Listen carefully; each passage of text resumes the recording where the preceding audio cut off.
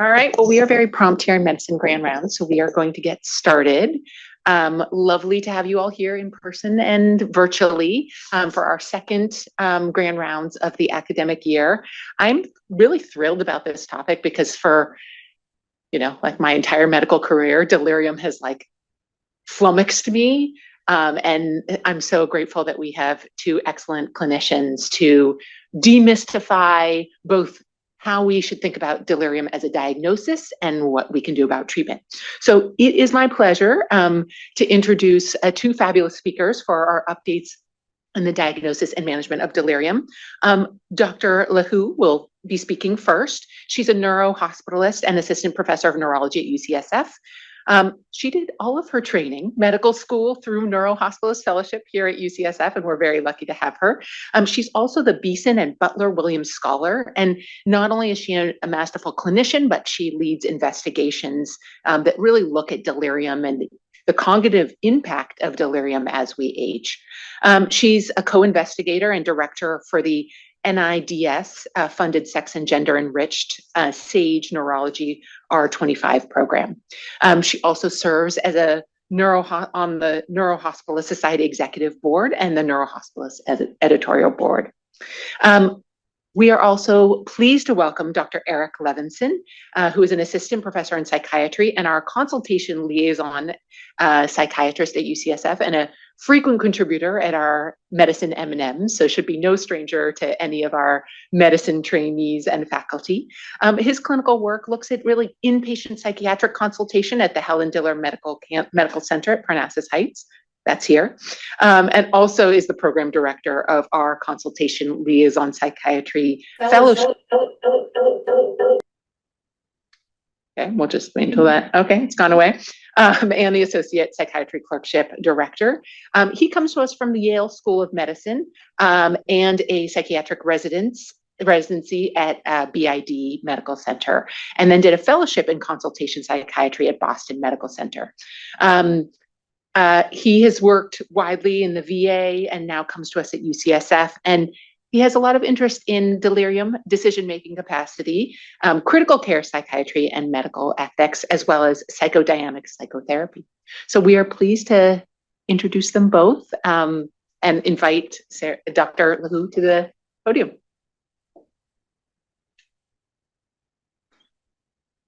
Great. Well, thank you so much for the invitation. I'm thrilled to be here. Very excited to speak about delirium with my great colleague, Dr. Levinsohn. This will hopefully not be too contrarian in terms of our approaches to delirium. So just to get started here, my disclosure is nothing that's relevant to the content of this talk.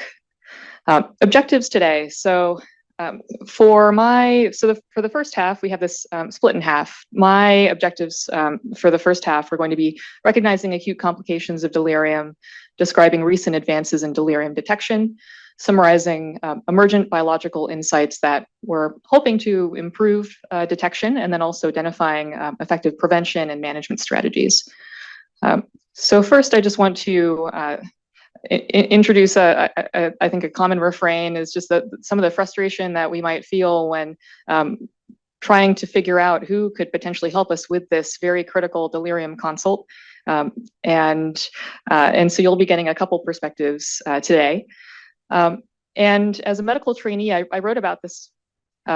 Just saying here, in terms of as a medical trainee, I recognize that there's some degree of frustration here when being faced with this problem of delirium. And many medical conditions really are seen as this inevitable consequence of aging. And that's going to be a major theme of what I'll be talking about today. And so this is something that's especially true of delirium, which is a complication that's really almost expected when older adults are hospitalized for some serious illness or injury? And is there some way that we could maybe go from this medical fatalism to thinking about how do we approach aging, and is there a way that we could potentially intervene and better understand aging for these patients? And so I wrote about this observation when I was a medical trainee, and going like this in terms of delirious patients really are often seen as difficult patients, difficult being in quotes. Delirium had an optics problem, and what good was diagnosing delirium if you couldn't do anything about it? This attitude was a self-fulfilling prophecy. And so what if delirium isn't just a warning sign of decline, but it's actually an opportunity to better understand aging and potentially even intervene in that pathway? And so maybe instead of seeing it as this end of resilience, we could view it as maybe a very critical moment to change the course of health and recovery for this individual that we're caring for in the hospital. And so this is very much a story about my grandfather that I'm sure will be very familiar to you. And so it goes something like this in terms of him being admitted day one to the hospital for a CHF exacerbation. Then on day two, there's some dehydration. You notice the creatinine's going up in the labs. Day three, he's no longer joking around with the staff, used to be quite affable, very interactive, and now he's sleepier. But then you think, no one's really sleeping well in the hospital, right? So it's probably just that. And then it's day four when he starts hallucinating, he gets agitated, antipsychotics are now involved, and there's also a fall. And so what if there's a way to actually prevent this chain of events? And so that's one of the pieces that I'll be touching on in my section of this talk. And so how do we actually define delirium? So for a non-psychiatrist, the gold standard screening tool is going to be the confusion assessment method, which assesses 4 core features of delirium. And those are acute onset and or a fluctuating course. So this really needs to be a new change in behavior for a patient. And this is a behavior that's going to be fluctuating. There's inattention and then either disorganized thinking, or you'll be seeing an altered level of consciousness. And the confusion assessment method, this is something that's very time intensive. We use this in research studies, but it is something that can be hard to implement if you're seeing a lot of patients in the hospital. And so I also wanted to bring up 2 recent screening tools that are mobile app based as well. So there's really no excuse. You can have this in your pocket, and it takes just a minute or two, and is very easy to implement. So 2 that I wanted to bring up are first the ultra brief cam, or the UB cam, which is basically taking the confusion assessment method and pulling out the questions that are really going to be key to understanding if someone has delirium or not. There are first some gate questions, which basically get at ruling out delirium for this participant. Then there are questions that get at the likelihood of that person being delirious or not. At the end of the day, you get a binary score. Unfortunately, there is some training involved. And this is a screening tool that's really specific for non-ICU adult populations. There's an alternative, which is the 4AT, which is similar in terms of its short completion time and also similar sensitivity and specificity to the UB-CAM. It has a scoring range that actually comes out with 3 different categories instead of just a binary yes/no. It also incorporates an assessment of cognitive impairment. There's no special training required for this, unlike the UB-CAM. And again, this is for non-ICU adult populations. So why do we care so much about delirium? Well, I think there's been really an explosion in terms of the interest in this topic and just our understanding of the epidemiology. We see that the burden of delirium just in the United States alone is massive. We can see that it affects millions of patients each year.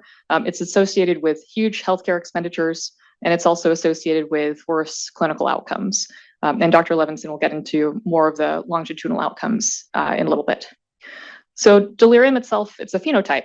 It's not necessarily a diagnosis. It's not the final diagnosis. What I like to talk about with trainees is going through the vitamins mnemonic.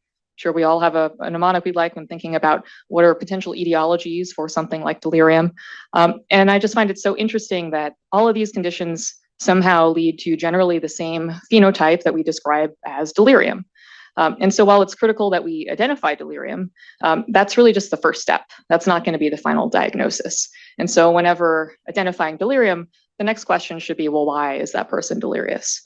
And so that's really getting at one of the major questions of my research, which is getting at the why. And it's also an area where I collaborate very heavily with the Department of Medicine. And so I wanted to highlight some of those relationships today as well.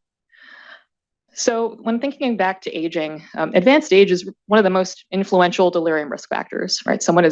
We're often canonically thinking about someone who's much older, who's hospitalized with delirium. And generally, when we think about age, we think about chronological age, which is your age that's based on your year of birth. But there are other ways to think about aging, and through different lenses, different measures of aging, we can think about maybe ways that we can alter it, because you can't change the age just based on your birth certificate, but maybe there are some ways that we can change other factors like biological aging. And so when we think about chronological and biological aging, generally that's going to be a one-to-one relationship. You assume that it's just going to progress as we have it here on the graph. But sometimes, as we've all seen, there are sometimes patients that we interact with who may appear older than their stated age. And this is what we would call accelerated aging. And that's what you see here with the red line. Sometimes, and this is very exciting for me whenever I meet someone who appears younger than their stated age, I especially want to know what's going on there. What are their secrets? These folks are in the blue line here. And that's going to be a different pathway from those who are in the red line. And it's getting at this question of, well, what is it that might actually influence someone to have accelerated aging versus not? And is that potentially related to some of these phenotypes that we're talking about, like delirium? So one way to break this up is thinking about biological aging, phenotypic aging, and functional aging. And so just briefly going through this, these are three different categories of aging. And again, these are ways to try to think about it in such a way that maybe you can measure it and then intervene on it and potentially reverse it. So biological aging is really getting at what the root mechanisms are. Phenotypic aging, that's delirium. That's going to be observable traits that are going to be associated with aging. And then functional aging is thinking about what the impact is of the condition on someone's daily life. What are we thinking about in terms of cognitive decline and physical function down the line? Biological aging can be summarized with this diagram here, which is called the hallmarks of aging. And I'm just going to focus on one little slice of that, which is inflammation, which I'll talk about briefly.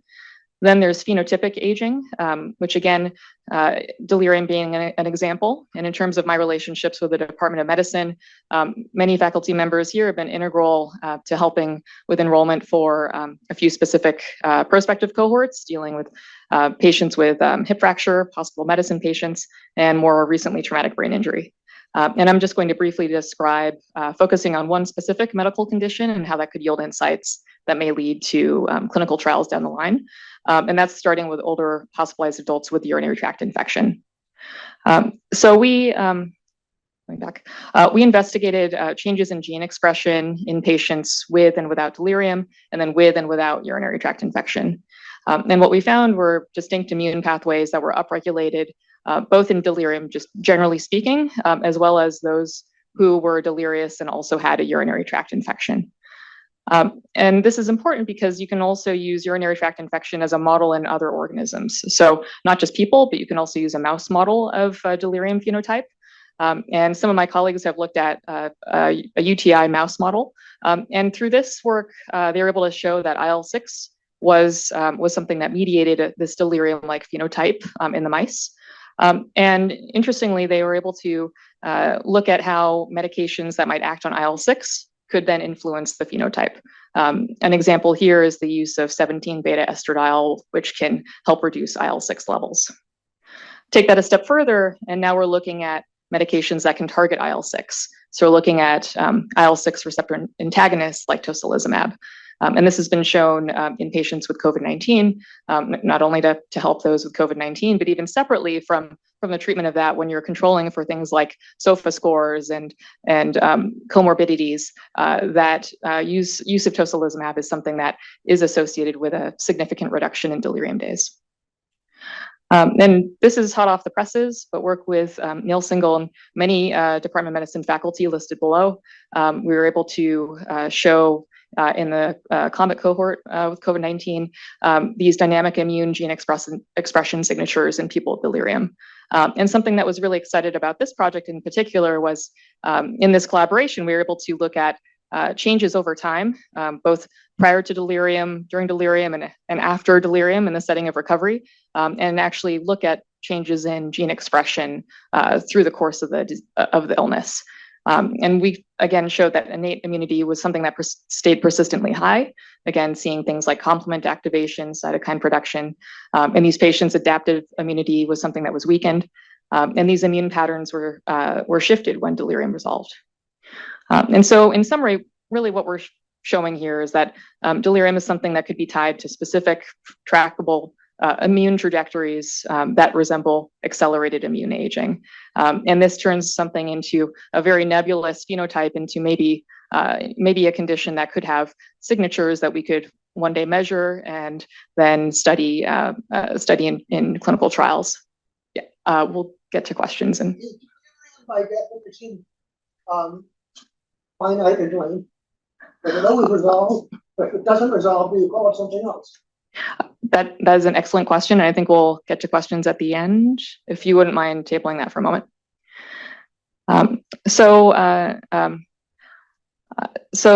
Just to summarize this part, really getting into an overarching interdisciplinary, what's called inflammaging framework, where we can understand these punitive biological pathways that can lead to treatment strategies, and then together take this interdisciplinary approach both for research and clinical care. So I'm going to finish up with an area that I'm especially passionate about here at UCSF, which is what we are doing here in terms of management and non-pharmacologic management of delirium and delirium prevention. But first, I also wanted to highlight another work that's hot off the presses led by Mike Steinem, which is looking at alternative treatments to the Beers criteria. You know, we're always talking about Beers criteria medicines and what we should not be using in people, but we never really say what we should be using in older adults. And so this is a really wonderful resource that also touches on delirium and many other conditions to provide some guidelines both for non-pharmacologic and pharmacologic recommendations that are generally going to be safer in older adults. So lastly, when thinking about non-pharmacologic programs for delirium, we'll often think about the canonical hospital elder life program, or HELP. And this is really the original program that targeted just general delirium risk factors. And it's something that's used widely over hundreds of hospitals worldwide. And this is something that has been shown repeatedly, both in medicine and surgical patients, to be associated with delirium prevention. And so this is something that we very much have as a pathway here as well for delirium prevention. And so I just wanted to walk through just quickly what that would look like in terms of that initial cascade with my grandfather. And so without systematic screening, approximately 50% of delirium cases are missed. And so we have lots of opportunities for intervention. This is, day 4, this is when delirium is typically diagnosed. That's going to be way too late. But what if we could identify the high-risk patients? And so that's where we have risk assessment tools here at UCSF. We have the AWOL tool developed by Dr. Vanya Douglas. On day 2, there was this dehydration and other challenges there. Well, what if we had an order set like we have here that could implement these non-pharmacologic measures and help with prevention? What if we could detect delirium earlier with screening? Probably he was delirious on day 3, but we didn't know that until things became, until the agitation became more pronounced on day 4. And so we also have screening as an example here with the new desk. And so this is something where in a pre-post intervention study through UCSF, we're able to establish that our delirium prevention program was also successful at reducing across all units length of stay, 30-day readmission rates, and use of safety attendants. And then also for hospital medicine patients specifically, there was also a reduction in cost. It really takes a village to have a program like this work. And so to summarize, delirium is very common, it's consequential and measurable. Delirium screening is fast and it's also very accessible. Mechanistic insights are emerging, and this benefits from collaboration across departments. And so very grateful to the Department of Medicine and all of our work together. And lastly, prevention works. And so with that, I will turn it over to Dr. Levinsohn. Well, thank you so much, Dr. LaHue. Delighted to have a chance to talk about a really important topic from the psychiatry standpoint. One thing I will just say as I'm getting started, kind of a running joke on the psychiatry consult service is on those cases where we in neurology are co-managing patients, the joke is the psychiatry team says this is a neurologic issue, then neurology consult team says this is a psychiatric issue, and ultimately the team is left with not a clear understanding of where to go next. I'm very hopeful that this is an instance in which our covering this together, I think there'll actually be a significant degree of overlap. To continue on the topic of updates and diagnosis and management of delirium, I'm primarily going to be focusing on medication management in the treatment of delirium, and also talking about the long-term sequelae or prognosis for patients that develop delirium. So to get started, I first want to revisit the vignette that Dr. LaHue provided us with. And I want to primarily focus on those two squares on the bottom right. And I think it's important to recognize that one of the really significant challenges of managing delirium is that the behavioral symptoms of delirium, whether that's disengagement with care, being withdrawn, or in some instances, ultimately becoming agitated or refusing care, initiates what I often refer to as the vicious cycle of delirium. Patients that have these behaviors ultimately receive, in many instances, less optimal medical care, thereby worsening the underlying delirium, worsening these behaviors, and in some instances, this becomes a vicious spiral that leads to patients continuing to decline. And my hope is that I can talk a bit about some basic principles in terms of medication management and delirium, some updates in terms of what the most recent evidence tells us about when medications are and are not appropriate in managing delirium, and then again, as I mentioned, the long-term sequelae of delirium. Before I jump into that, I do want to emphasize that while medications, I think, do have a role in delirium management in certain instances, they are never a substitute for behavioral interventions in delirium. I know that these interventions can sometimes perhaps seem less easily applied, or maybe can garner less attention, but ultimately that really is the gold standard of care. And I think of these interventions really as a way to try to reinforce our ability to make the most of the behavioral interventions, which again is the core of delirium management. So I'd like to just start providing a general framework in terms of how I think about the role of using medications to manage delirium. And to do so, I want to provide you all an analogy that I'm going to continue to return to throughout this presentation. So as internal medicine physicians, you all are experts in terms of identifying and managing states of organ dysfunction in multiple organ systems across the body. And if we were talking specifically about the kidney, we would call that an acute kidney injury. And you all would understand that in order to manage a patient that is experiencing a decompensated state of renal functioning, you need to work up the underlying cause, whether pre-renal, intrarenal, or post-renal. And the treatment would ultimately vary depending on what you thought was the underlying etiology. Similarly, if we were talking about a patient experiencing an acutely decompensated state of hepatic functioning, you would do a workup. You would try to determine, do I think this is related to a viral cause, autoimmune, drug-induced, et cetera? And again, the treatment would ultimately depend on the identified cause or causes that leads to the state of organ dysfunction. So I would encourage you all to think about delirium as really the analogous process, but in the brain. And in some instances, we actually refer to delirium as acute brain failure to really try to spell this out. As demonstrated by Dr. LaHue in the first part of the talk, there are a long list of reasons why patients can experience delirium. I've highlighted just a few: infectious etiologies, metabolic, hypoxic, iatrogenic. But ultimately, the treatment of delirium is going to depend on the underlying cause. So I want to work with this analogy to provide some corollaries that I think are extremely important. So the first thing I want to say, just with these other organ systems that I mentioned earlier, the kidney, the liver, there is no medication that is a treatment for the decompensated organ per se. There is no FDA-approved medication that has consistently been shown to prevent or treat delirium. And I think that really is worth emphasizing. And ultimately, managing delirium, there is no substitute for identifying and treating the underlying causes. And I've tried to emphasize plural because it's often more than one cause that really leads to delirium. Another corollary I want to emphasize, and this goes to a question that was brought up earlier: what does the long-term prognosis of delirium look like? Now, I'll give you a little preview to say that it's actually quite dire, and we'll say more about what happens when delirium cannot be quickly identified and corrected.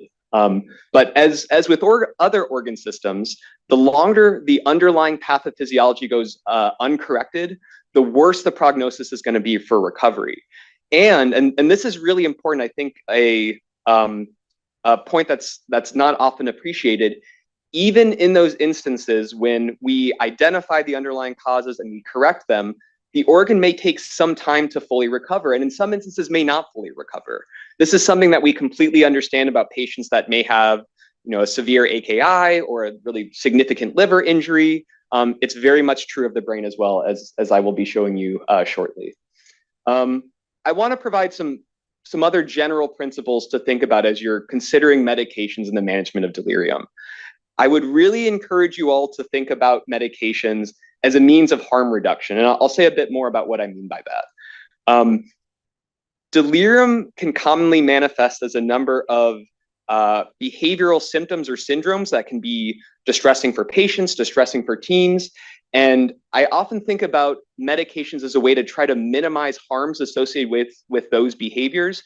But I think it's also worth emphasizing, as I said earlier, these medications are not going to correct the underlying pathophysiology, and they should never be interpreted as an attempt to do that. Number two, and I'll say this again because I think it's really important, there is no silver bullet. There is no medication that has been consistently shown to either prevent or treat delirium. And for that reason, I don't routinely recommend any medication in the management of delirium. Number three, and this is, I think, an important point that we were actually talking about when introducing this talk. I would argue that subtracting is more important than adding.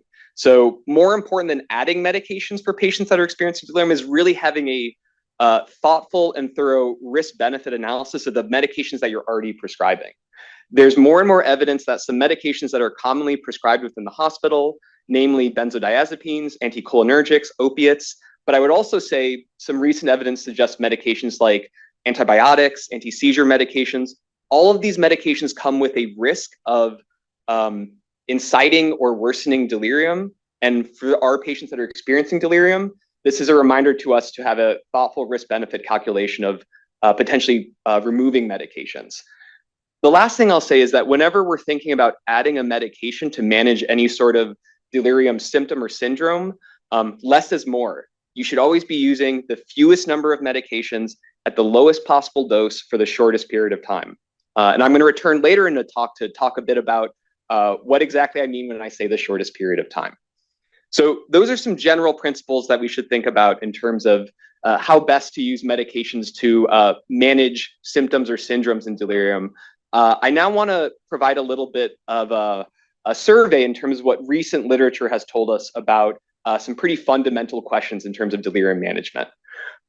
So the first thing I want to put up here, just to make sure that I'm not presenting psychiatry as apologists for antipsychotics. I know sometimes it can kind of feel like we think of these medications pretty liberally. I want to be very, very clear. Antipsychotics do not treat delirium. I'll just go to say more about that, but I know that can be a common source of confusion for folks. So I've listed up here 4 recent pretty high-profile studies. I want to note about these that all of these studies were published in internal medicine or critical care journals. And essentially these 4 studies, although they're looking at different medications and looking at whether antipsychotics improve mortality, do they prevent delirium, do they speed the resolution of delirium, the findings are pretty consistent, and I would say pretty damning in terms of how we think about whether or not to regularly use antipsychotics in delirium. So this first study, which was a study done in Denmark, a randomized clinical trial looking to see whether or not haloperidol increased, or I should say improved mortality for patients experiencing delirium in the ICU. The answer was that it did not.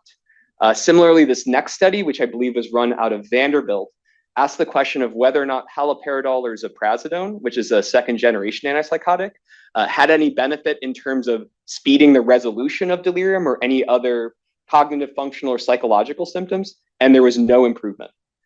This third study, which was run out of Europe, asked whether or not haloperidol led to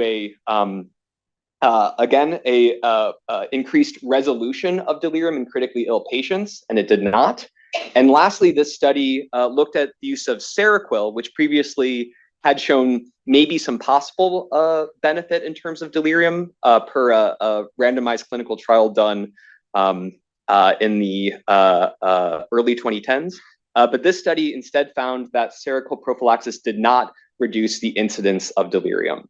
So we now have several, I would say, high-profile studies that have been well-run that have shown something that's pretty consistent over time, which is that antipsychotics, when used routinely, they don't have a mortality benefit. They don't seem to prevent delirium. They don't seem to speed the resolution of delirium. And for that reason, I don't think they should be routinely used. But then this raises the question of, well, when should we think about using antipsychotics in delirium? And I think there's really 4 instances when you may think about prescribing an antipsychotic. If there's a significant risk of harm to staff, there's significant risk of harm to the patient, if there are care interfering behaviors, or if there are distressing psychotic symptoms. And I should add up here, I think about particularly these instances in which behavioral interventions, de-escalation, addressing pain, et cetera, are not sufficient to meaningfully address the concerning symptoms. I want to provide a way that I think about antipsychotics and my role as a psychiatrist to make sure I'm doing right by my patients who are delirious, and antipsychotics may be part of the picture. When I talk to clinicians about antipsychotics and delirium, I often find that people fall in one of 2 categories. And I'll start here on the left. Sometimes people tell me that they think antipsychotics are chemical restraints. These medications are unsafe. They are, quote, big guns, and essentially should never be used in any instances. I hear that pretty frequently.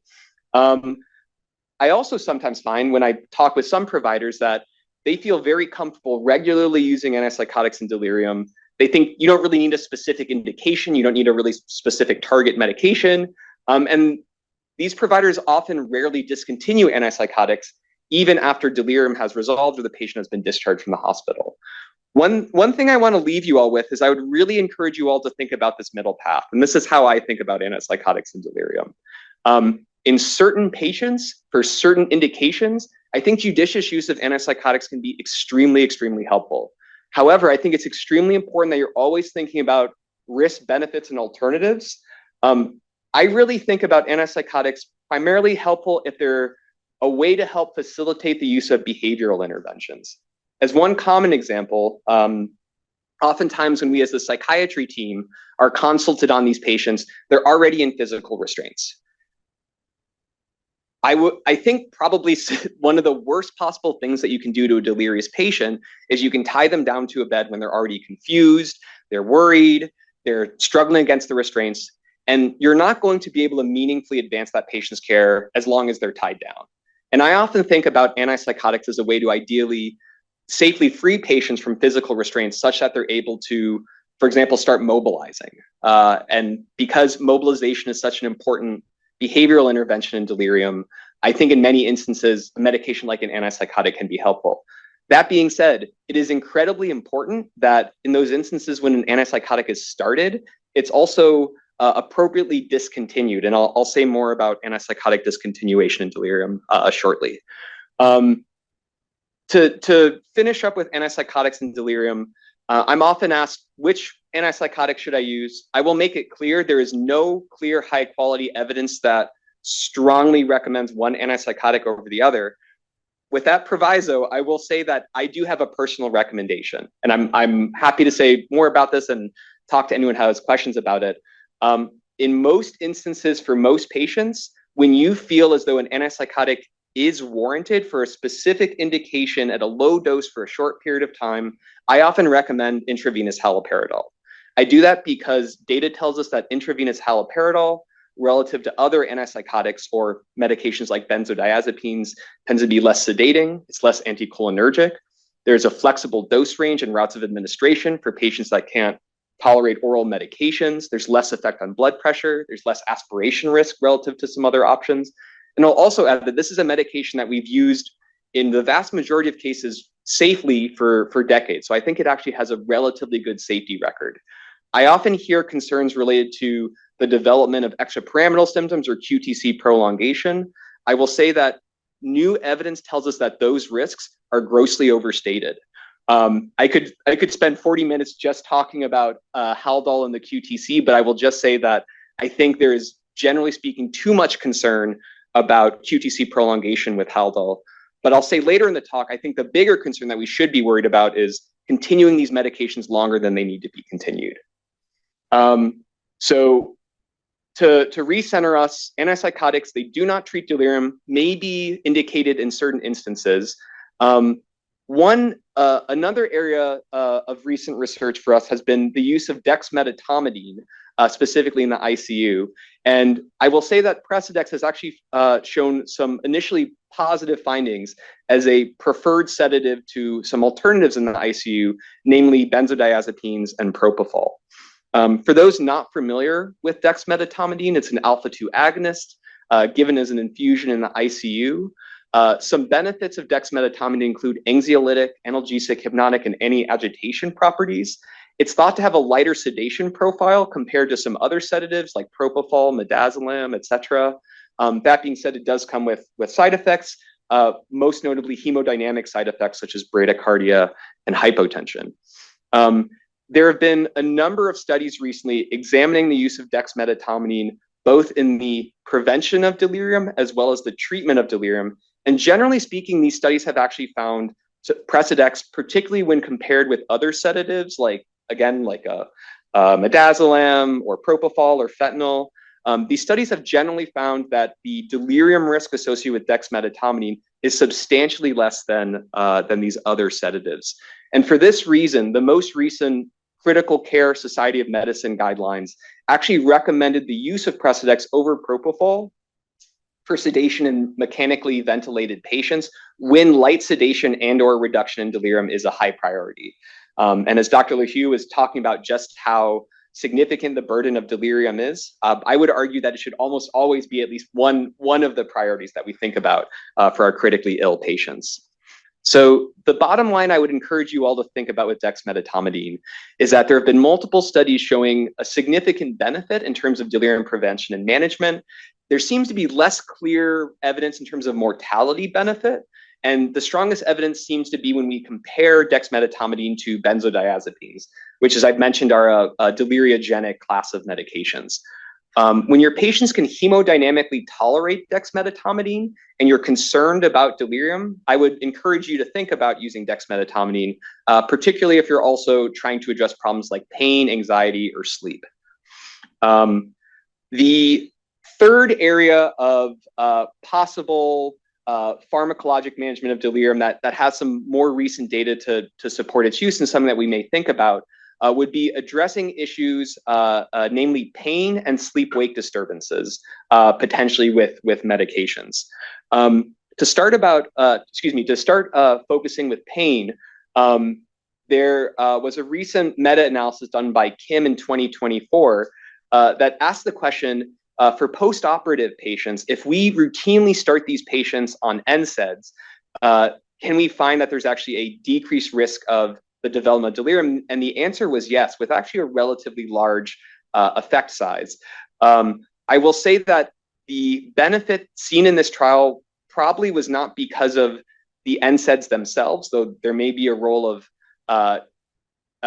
addressing inflammation as a core part of delirium pathophysiology, but more likely, probably the benefit that we saw with NSAIDs was a decreased reliance on opiates, which we know, again, are a deliriogenic medication.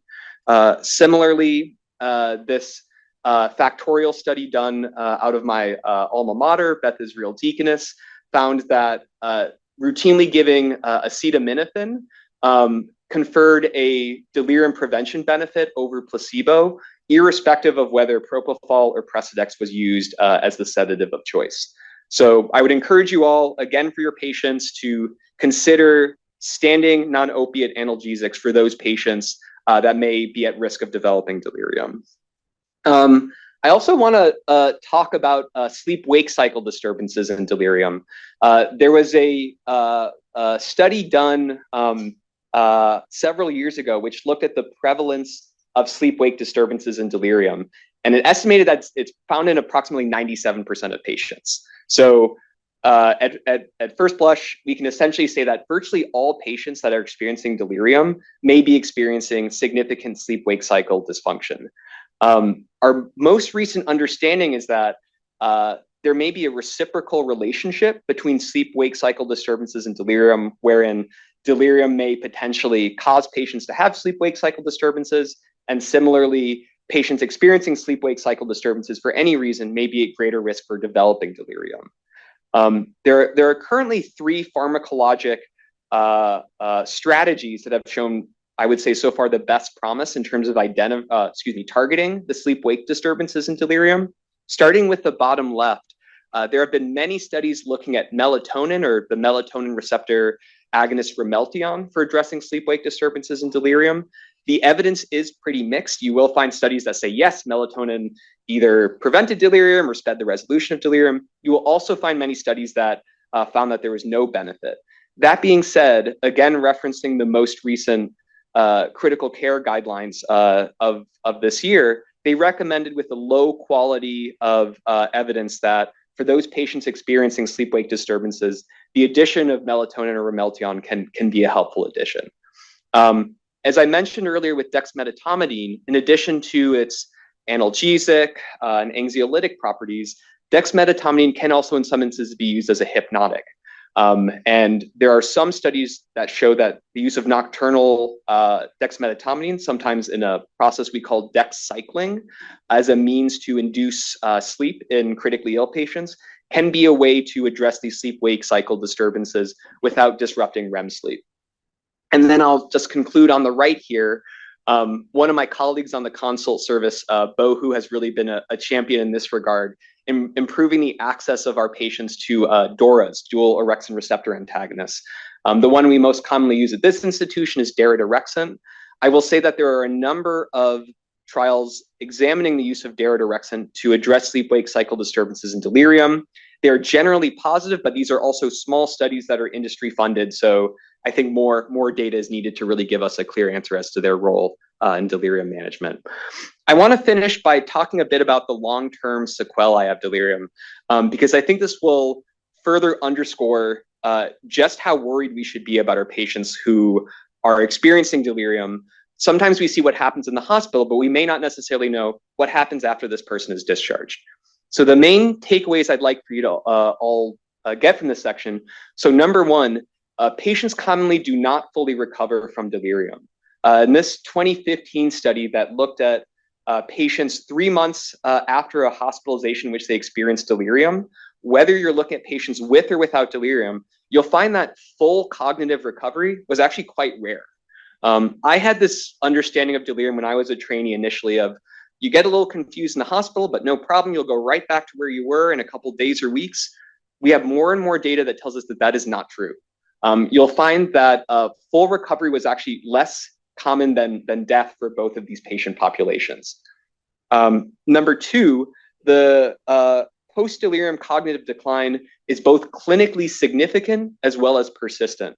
So in this 2023 study by Kunicki, they looked at older adults who underwent what was described as major elective surgery and asked the question, if we compare patients that experienced delirium and those who didn't, how did their cognition change in the years to come? And what you'll see is that those patients that experienced delirium, the bottom line there, they had a much steeper decline in terms of cognitive function, the slope of that line.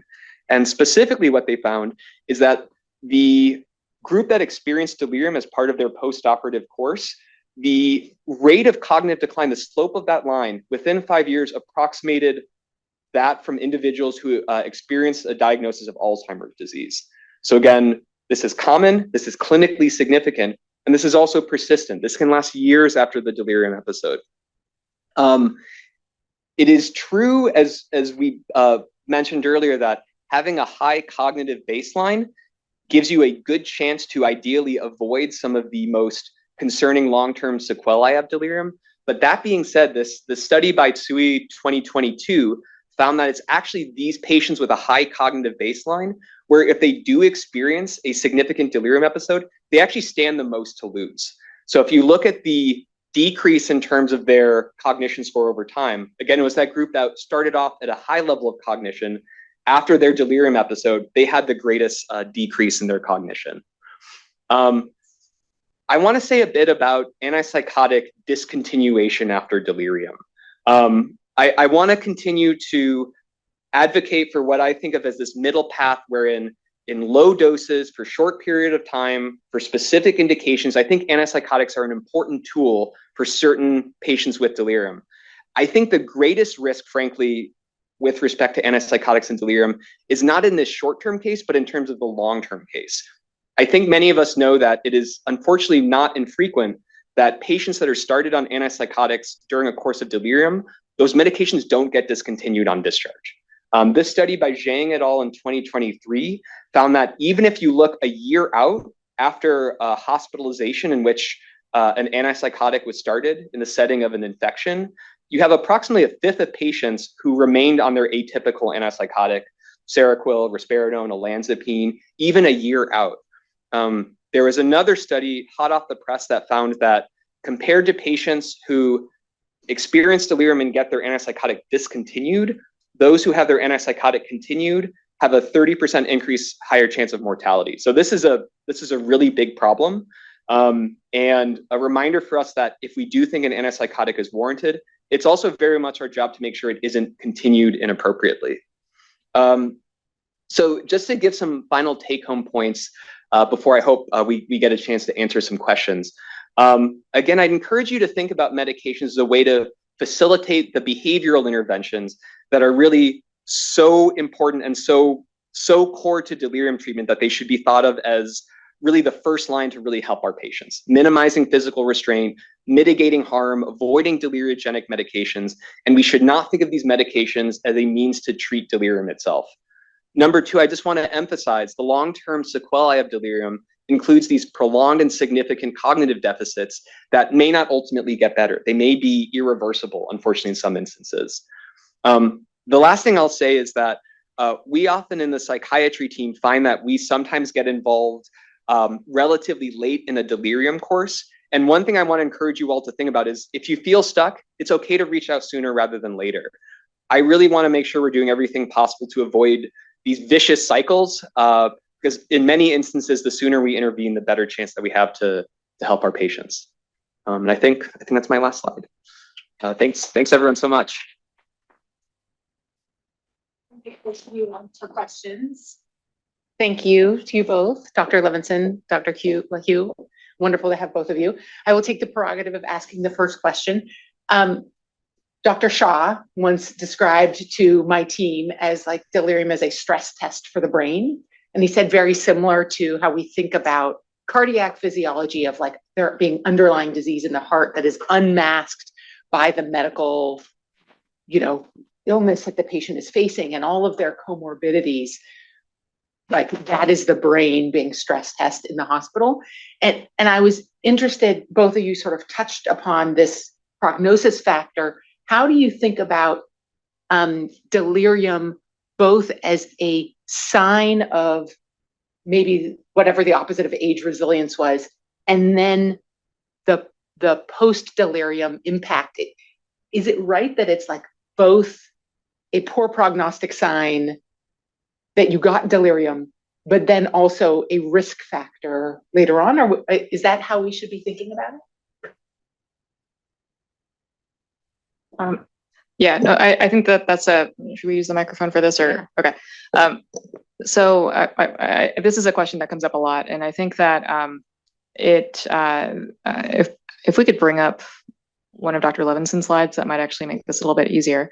Do we have that accessible or no? Okay. Oh, yeah, great. Is that the one you wanted? This one, yeah. So I really love this study to get at that question. So additional background for what the researchers are doing here is that this is leveraging a group of older adults who live in London, and Erik called Camden specifically.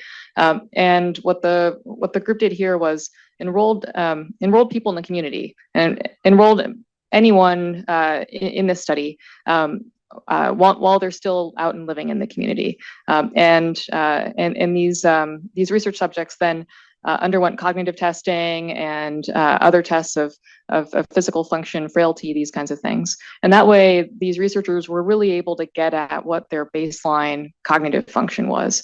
Because one of the challenges ends up being, when asking, is it a stress test? Well, we often don't really know in great detail. Maybe there is some underlying cognitive impairment that potentially we're missing. And so one of the benefits of this study was they were actually able to capture in great detail what underlying cognition was for these individuals, and then basically waited for them to be hospitalized and develop delirium, and then see what happened. And so this was, I think, a good example of being able to see people who are as mentioned earlier, those who have higher baseline cognition, those people end up doing poorly long term. And I think one of the questions that comes up then is, well, the delirium that they're experiencing, is there something that is potentially more severe about the insult that's then leading to delirium and then leading to these worse outcomes? So I think that still is a remaining question when getting at the chicken or the egg and asking about whether or not this ends up being a stress test or not. Thank you so much. Dr. Jones. Just so people online. Sorry. You didn't talk about Depakote. Can you tell me what you think about Depakote? Absolutely. So I think you were asking about valproate or Depakote I'm presuming it specifically in the management of hyperactive delirium. So Depakote can be a great option, particularly for those patients that may have a contraindication to antipsychotics, for example, QTc prolongation, anticipated sensitivity to dopamine blockade. We often think of Depakote both as a potential first line or adjunct. As what I would say is, as with antipsychotics, I think the same principles apply, wherein Depakote does not speed the resolution of delirium. It should not be used in hypoactive delirium. Of course, come with its own risks, liver injury, thrombocytopenia, etc. But I think it is a good option for those patients experiencing agitation who, again, aren't responding to first-line behavioral interventions.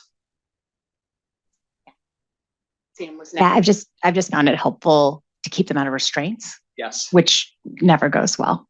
From my standpoint, using medications to keep patients out of restraints is, from my standpoint, a valid reason to consider use of these medications. Yeah. Hi, Sam Braunfield, oncology. I find one of the more challenging parts of trying to help people with delirium is around discharge, and knowing that delirium can sometimes last past the point of discharge, and you've kind of done everything you feel like you can to help treat underlying causes. Can you comment a little bit about the safety of discharging someone with delirium and the timing of that, and maybe follow up after?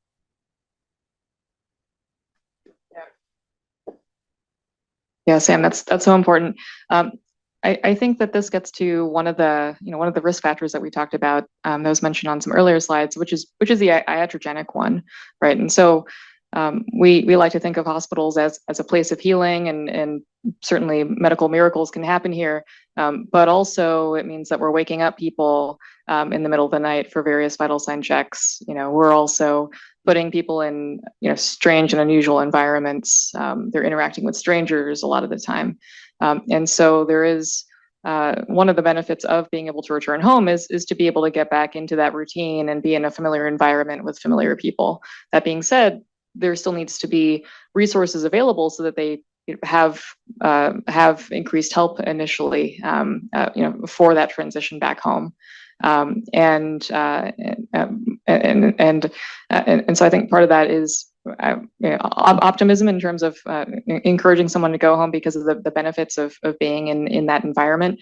I think while also recognizing on the part of the medical team, wanting to make sure that everything from a medical standpoint is tied up well for that patient.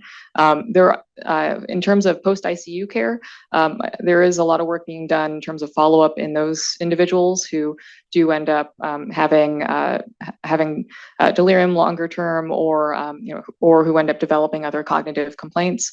And so having that kind of quick follow-up can also be really helpful in those individuals. Yeah, I would completely agree with all of that. And I would just say I have both seen the patient who is still delirious but medically ready for discharge, who's discharged and doesn't do well at home and immediately comes back. I also see a lot of cases of patients who continue to experience delirium and ultimately eventually see in the chart that they actually did much better when they went home, exactly for the reasons that Dr. LaHue mentioned. I'll also add one more thing, which is there is a growing body of literature looking at delirium in people who are in the emergency department and what happens if they are not admitted to the hospital, but instead they end up going home. And there's some evidence to suggest that someone who's diagnosed with delirium in the emergency department and they end up going home instead of coming in, I guess there's not really comparative, but basically someone who is going home and they have a diagnosis of delirium, that is associated with an increased risk of mortality and other worse outcomes. And so I think part of what we're getting at with this discharge question is also just ensuring that the precipitant for delirium is truly addressed and treated, recognizing that there can be this lag when someone is still recovering from that insult. And so I think provided the team is confident that provoker is treated, then I think that the risk ends up being mitigated somewhat. So I think that ends up being one of the maybe one of the factors to think about with that. Oh, sorry. Hi, my name's Mosi Williams, social work. This might be more of a psychiatry question. But in terms of behavioral interventions that were mentioned earlier, and maybe particularly for patients of a higher premorbid cognitive level, is there a space for psychoeducation with the patient? I don't know, I wouldn't say brief therapy, but just is there a space for that in working with them despite the delirium they're experiencing? Thank you so much for the question. The answer is absolutely yes. And I would add, in addition to psychoeducation for patient, in some instances, maybe even more important is for family and for loved ones. When I talk with family, they're often very concerned about maybe if someone is experiencing delirium and having symptoms of psychosis, has my loved one developed schizophrenia? Have they developed bipolar disorder? Are they going to need to go to a psychiatric hospital? These are all really common and very reasonable questions to ask. And family is often very reassured to hear, no, this is not schizophrenia. This is not bipolar disorder. This is delirium. This is what we anticipate with delirium.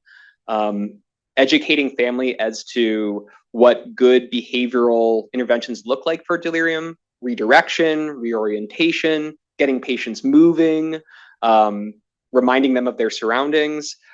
These are the sort of interventions that are far, far more important, I would say, than ultimately what I talked about during my section of the talk, which is the use of medication. So absolutely psychoeducation is a huge part of this. All right, our last question. Steve? Thanks, Steve Panelot with palliative care. Hold on one second. Thanks. I appreciate what you said about families. I will say in our experience, often families are horrified by their loved one who is delirious, and it's just traumatizing to them. And the question often comes up in sort of goals of care is about rehospitalization, and the fear of delirium is often the deciding factor on whether to hospitalize, for a patient or, the loved one's making a decision, particularly in the setting of cognitive impairment. And I'm just wondering, I appreciate what you showed about early detection and high risk and so on, but anything else that can be done to just, sort of prevent or reduce the risk that might reassure patients' families in this regard? Or is it just you're sort of super sick and you're coming to the hospital and it's just going to be a disaster? I would like to end on more of a hopeful note if we can. So UCSF has some amazing resources to get at this, and some really lovely infographics that I didn't include in my talk, given I'm speaking to you all. But when I do talk about delirium prevention programs, I'm often really touting the great work that we're doing here at UCSF. And so there is a website about the delirium prevention program here that includes descriptions related to the importance of sleep-wake cycle, and basically outlining very concrete action items in terms of during the day, these are all the things that you can do to help encourage activity during the day. And then at night, these are all the things that you can do to encourage sleep at night. And really trying to adhere to these, again, often non-pharmacologic practices that sound really simple, but go a long way. And I think that what you're bringing up is a question that I'm wrestling with as well when thinking about how to provide care for say our patients with Alzheimer's who are now getting more advanced therapies that then can lead to complications like brain edema, hemorrhage, those kinds of things, and how do we protect those individuals who are especially at risk of delirium because they're going to be critically ill, but also getting steroids. Those individuals are especially high risk. What can we do at UCSF to ensure that we're taking an active role in their care to minimize their risk of delirium as much as possible? And so I would love to continue that conversation to figure out what more we could be doing for our patients here. Terrific. Please join me in thanking our two speakers.